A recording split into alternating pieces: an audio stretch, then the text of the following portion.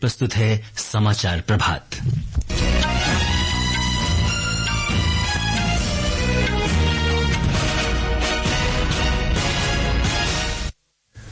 प्रधानमंत्री नरेंद्र मोदी ने अपनी ऑस्ट्रिया यात्रा को ऐतिहासिक और बेहद उपयोगी बताया। श्री मोदी ने कहा, इससे दोनों देशों के बीच संबंध और मजबूत होंगे।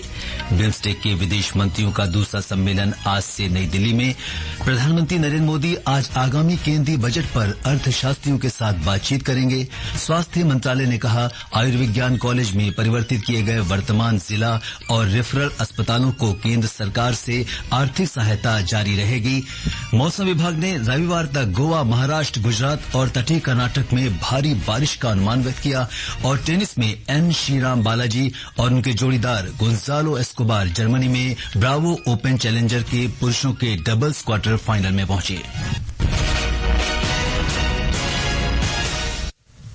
समाचार प्रभात के साथ मैं सिद्धार्थ सिंह। प्रधानमंत्री नरेंद्र मोदी ने अपनी ऑस्ट्रिया यात्रा को ऐतिहासिक और बेहद उपयोगी बताया है। ऑस्ट्रिया की यात्रा के समापन पर श्री मोदी ने कहा कि वे वियना में विभिन्न कार्यक्रमों में भागीदारी से काफी खुश हैं। उन्होंने ऑस्ट्रिया के लोगों के आतिथ्य और स्नेह के लिए चांसलर कार्ल नेहमर और ऑस्ट्रिया की सरकार का आभार व्यक्त किया। वियना में ऑस्ट्रिया के चांसलर नेहमर के साथ वार्ता के बाद प्रधानमंत्री मोदी ने कहा कि भारत और ऑस्ट्रिया ने अपने द्विपक्षीय संबंधों को एक रणनीतिक दिशा देने संबंधी निर्णय लिए हैं। उन्होंने कहा कि दोनों देशों ने परस्पर सहयोग को और सशक्त बनाने की नई संभावनाओं की पहचान की है। दोनों देशों ने बुनियादी ढांचा विकास, नवाचार, नवकरणीय ऊर्जा, हाइड्रोजन, जल और कचरा प्रबंधन, आर्टिफिशियल इंटेलिजेंस जैसे क्षेत्रों में मिलकर काम करने का आह्वान किया। ऑस्ट्रिया और भारत के मुख्य कार्यकारी अधिकारियों के समूह को संबोधित करते हुए प्रधानमंत्री मोदी ने भारत में तेजी से बढ़ते अवसरों का लाभ उठाने के लिए ऑस्ट्रिया के कारोबारी हितधारकों का आह्वान किया।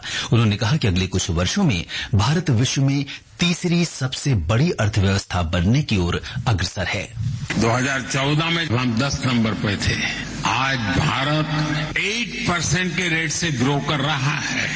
इस स्पीड के साथ आज हम 5 नंबर पे हैं। हम टॉप 3 में पहुंचेंगे। प्रधानमंत्री ने ऑस्ट्रिया की कंपनियों को घरेलू और अंतर्राष्ट्रीय बाजार के लिए मेक इन इंडिया कार्यक्रम के तहत उच्च गुणवत्ता और कम लागत के विनिर्माण क्षेत्र के भारत के आर्थिक परिदृश्य का लाभ उठाने का भी आग्रह किया। प्रधानमंत्री मोदी ने नोबेल भौतिकी पुरस्कार विजेता एंटोन जिलिंगर से भी मुलाकात की। इस मुलाकात के दौरान आध्यात्मिकता पर बातचीत के अलावा क्वांटम प्रौद्योगिकी की संभावनाओं को तलाशने पर चर्चा की। वियना में भारतीय मूल के लोगों को संबोधित करते हुए श्री मोदी ने कहा कि दुनिया भर के लोग भारत से बहुत कुछ सीखना चाहते हैं। श्री मोदी ने कहा कि भारत ने दुनिया को युद्ध नहीं बुद्ध दिए हैं और ये इस बात को दर्शाता है कि भारत ने हमेशा दुनिया को शांति और समृद्धि का मार्ग प्रशस्त किया है। हजारों वर्षों से हम दुनिया के साथ नॉलेज और एक्सपर्टाइज शेयर करते रहे। हम सीना तान करके दुनिया को कह सकते हैं, हिंदुस्तान ने युद्ध नहीं बुद्ध दिए हैं। इसलिए आज जब दुनिया भारत को विश्व बंधु के रूप में देखती है तो ये हमारे लिए गर्व की बात है। 41 वर्ष के बाद किसी भारतीय प्रधानमंत्री की ऑस्ट्रिया की ये पहली यात्रा है।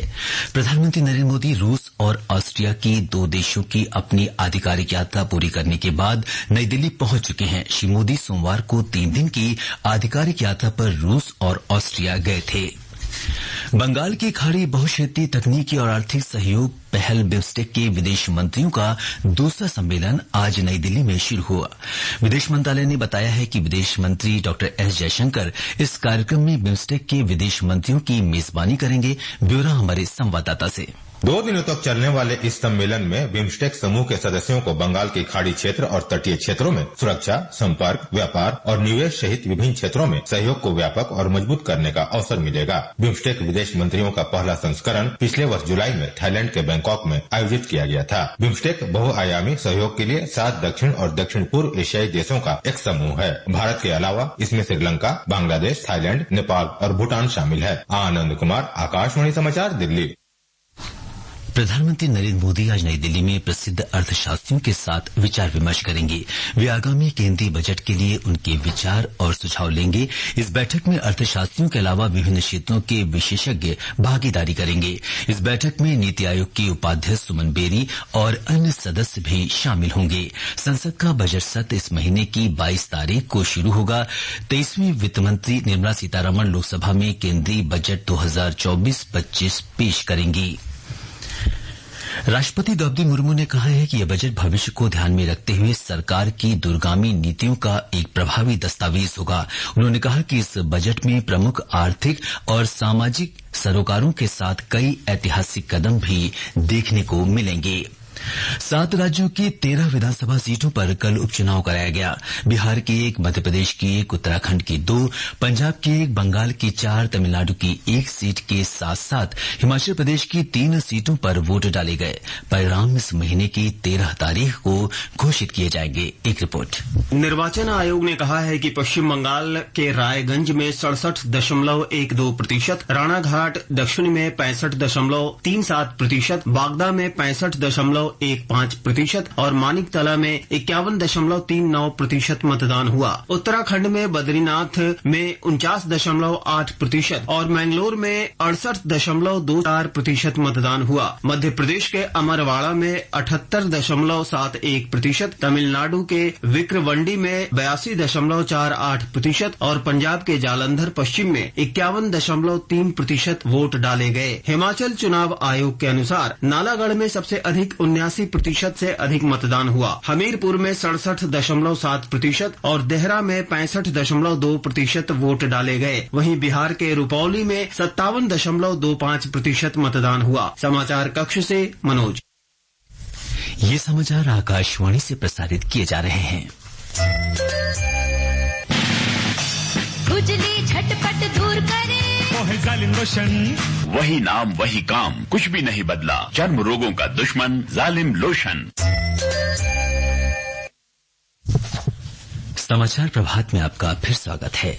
स्वास्थ्य और परिवार कल्याण मंत्रालय ने स्पष्ट किया है कि आयुर्विज्ञान कॉलेज में परिवर्तित किए गए वर्तमान जिला और रेफरल अस्पतालों को केंद्र सरकार से आर्थिक सहायता मिलनी जारी रहेगी। केंद्रीय स्वास्थ्य सचिव अपूर्व चंदा ने इस मामले में राज्यों और केंद्र शासित प्रदेशों को एक पत्र लिखा है। स्वास्थ्य मंत्रालय ने बताया कि फिलहाल 157 आयुर्विज्ञान कॉलेजों में से 108 कॉलेज पहले ही काम करना शुरू कर चुके हैं। मंत्रालय ने बताया कि जिला अस्पतालों को उन्नत करने और सशक्त बनाकर नए आयुर्विज्ञान कॉलेज खोलने के लिए केंद्र प्रायोजित योजना से वित्तीय समर्थन दिया जाता है। इसकी शुरुआत 2014 में की गई थी। कर्नाटक प्रदेश भारतीय जनता पार्टी अध्यक्ष B.Y. विजेंद्र ने मैसूर शहरी विकास प्राधिकरण भूमि घोटाला मामले में मुख्यमंत्री सिद्धरामैया से त्यागपत्र की मांग की है। बेंगलुरु में कल श्री विजेंद्र ने कहा कि कल पार्टी नेता और कार्यकर्ता मुख्यमंत्री के इस्तीफे और मामले की केंद्रीय अन्वेषण ब्यूरो से जांच कराने की मांग को लेकर मैसूर में प्रदर्शन करेंगे। देश भर में भारी बारिश के बीच कई राज्य बाढ़ की चपेट में हैं। इनमें असम, महाराष्ट्र, बिहार, उत्तराखंड और उत्तर प्रदेश के कई इलाके शामिल हैं। उत्तर प्रदेश में पिछले 24 घंटे में वर्षा जनित हादसों में 22 लोगों की मृत्यु हो गई है। मुख्यमंत्री योगी आदित्यनाथ आज तराई क्षेत्र के श्रावस्ती जिले के बाढ़ प्रभावित क्षेत्रों का दौरा करेंगे। ब्यौरा हमारे संवाददाता से। आकाशीय बिजली गिरने से प्रतापगढ़ में 11 लोगों की मौत हो गई, जबकि सुल्तानपुर में 6 और चंदौली जिले में 5 लोगों की जान चली गई। राज्य के 12 जिलों के 633 गांव बाढ़ की विभीषिका से जूझ रहे हैं। बाढ़ के कारण हजारों एकड़ कृषि भूमि पानी में डूब गई है और करीब 8 लाख लोग प्रभावित हैं। मैलानी जंक्शन को गोंडा से जोड़ने वाला रेल मार्ग पानी में डूबा हुआ है। वहीं बाराबंकी को गोंडा, बहराइच और अन्य नेपाल के सीमावर्ती जिलों से जोड़ने वाले एल्गिन सड़क पुल में दरारें आ गई हैं। राहत और बचाव टीमों ने 10,000 से ज्यादा लोगों को सुरक्षित स्थानों पर पहुंचाया है। सुशील चंद्र तिवारी, आकाशवाणी समाचार, लखनऊ। असम में बाढ़ से कृषि भूमि, खरीफ फसल और मत्स्य पालन सहित बुनियादी ढांचे को काफी नुकसान पहुंचा है। हमारे संवाददाता ने बताया है कि राज्य में यातायात पर भी काफी असर पड़ा है। बाढ़ और बढ़ते पानी के कारण प्रदेश के विभिन्न हिस्सों में सड़क यातायात बुरी तरह से प्रभावित हुआ है। हालात में सुधार के बावजूद अभी भी 27 जिलों में 14 लाख से अधिक लोग बाढ़ से प्रभावित है। जिला प्रशासन द्वारा बाढ़ प्रभावित लोगों में खाने पीने के सामान वितरित किए जा रहे हैं। इस बाढ़ में काजीरंगा राष्ट्रीय उद्यान में अब तक 107 जंगली जानवरों की मौत हुई है। मानस प्रतिम शर्मा, आकाशवाणी समाचार, गुवाहाटी। मौसम विभाग ने कोंकण और गोवा, महाराष्ट्र के मध्य भाग और तटीय कर्नाटक में रविवार तक भारी बारिश होने की संभावना व्यक्त की है। गुजरात में भी अगले 3 दिनों तक भारी बारिश होने की संभावना है। मौसम विभाग ने उप हिमालयी, पश्चिम बंगाल, सिक्किम, मेघालय और बिहार में भी आज तेज बारिश होने की संभावना व्यक्त की है। उत्तर प्रदेश और मध्य प्रदेश के पूर्वी हिस्सों में भी आज भारी बारिश होने का अनुमान है। इस बीच राष्ट्रीय राजधानी दिल्ली में आज सुबह हुई हल्की बारिश से मौसम सुहाना हो गया है। जम्मू कश्मीर में कड़ी सुरक्षा के बीच आज सुबह 4,885 श्रद्धालुओं का एक और जत्था जम्मू के भगवती नगर आधार शिविर से अमरनाथ यात्रा के लिए रवाना हुआ। बालतर और पहलगाम से तीर्थयात्री पवित्र गुफा के लिए आगे की यात्रा शुरू करेंगे। और खेल खबरों के साथ हैं मुकेश पल। टेनिस में भारत के एन श्रीराम बालाजी और इक्वाडोर के उनके जोड़ीदार गोंजालो एस्कोबार जर्मनी के ब्रोंक्सविग में ब्रावो ओपन चैलेंजर के पुरुषों के डबल्स क्वार्टर फाइनल में पहुंच गए हैं। शीर्ष वरीयता प्राप्त भारत इक्वाडोर की जोड़ी ने बोलीविया के बोरिस एरियास और फेडरिको जेबोलॉस की जोड़ी को सीधे सेटों में 6-3, 6-0 से पराजित किया। ये जोड़ी आज शाम क्वार्टर फाइनल में ब्राजील के मार्सेलो डेमोलिनर और अर्जेंटीना के गुइलेर्मो डुरान के साथ खेलेगी। इस बीच पुरुषों के सिंगल्स प्री क्वार्टर फाइनल में भारतीय खिलाड़ी सुमित नागल अर्जेंटीना के पेड्रो कैचिन से एक कड़े मुकाबले में 4-6, 5-7 से हारकर प्रतिस्पर्धा से बाहर हो गए हैं। वहीं फुटबॉल में इंग्लैंड UEFA यूरोपियन चैंपियंस 2024 के फाइनल में पहुंच गया है। दूसरे सेमीफाइनल में नीदरलैंड को 2-1 से हराकर फाइनल में प्रवेश किया। अब 15 जुलाई को फाइनल में इंग्लैंड का मुकाबला स्पेन से होगा। इसके अलावा विंबलडन टेनिस टूर्नामेंट के महिला सिंगल सेमीफाइनल मुकाबले आज से खेले जाएंगे। पहले सेमीफाइनल में चेक गणराज्य की बारबोरा क्रेस्सिकोवा का सामना कजाकिस्तान की एलिना रायबाकिना से होगा। दूसरे सेमीफाइनल में क्रोएशिया की डोडो वेकिक और इटली की जैस्मिन पोलेनी आमने सामने होंगी। ये समाचार हमारी वेबसाइट newsonair.gov.in/hindi पर भी उपलब्ध हैं। अब आज के समाचार पत्रों की सुर्खियों के साथ हैं रवि कपूर। धन्यवाद सिद्धार्थ।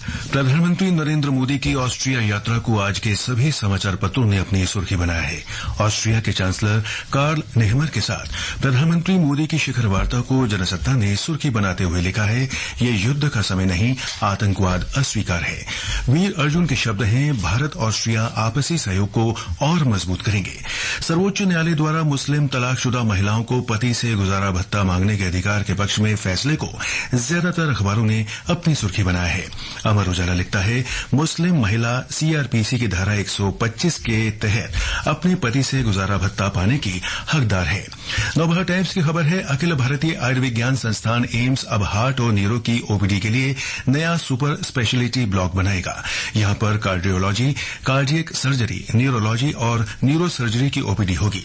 मरीजों का एडमिशन कार्डियक न्यूरो सेंटर में होगा। नए ब्लॉक में सिर्फ OPD होगी और पुराने ब्लॉक में सिर्फ एडमिशन और सर्जरी होगी। अंत में मुख्य समाचार एक बार फिर। प्रधानमंत्री नरेंद्र मोदी ने अपनी ऑस्ट्रिया यात्रा को ऐतिहासिक और बेहद उपयोगी बताया। श्री मोदी ने कहा, इससे दोनों देशों के बीच संबंध और मजबूत होंगे। बिम्स्टेक के विदेश मंत्रियों का दूसरा सम्मेलन आज से नई दिल्ली में।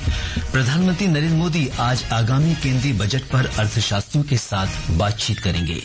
स्वास्थ्य मंत्रालय ने कहा, आयुर्विज्ञान कॉलेज में परिवर्तित किए गए वर्तमान जिला और रेफरल अस्पतालों को केंद्र सरकार से आर्थिक सहायता जारी रहेगी। मौसम विभाग ने रविवार तक गोवा, महाराष्ट्र, गुजरात और तटीय कर्नाटक में भारी बारिश का अनुमान व्यक्त किया। और टेनिस में एन श्रीराम बालाजी और उनके जोड़ीदार गोंजालो एस्कोबार जर्मनी में ब्रावो ओपन चैलेंजर के पुरुषों के डबल्स क्वार्टर फाइनल में पहुंचे। इसके साथ ही समाचार प्रभात का ये अंक समाप्त हुआ। नमस्कार।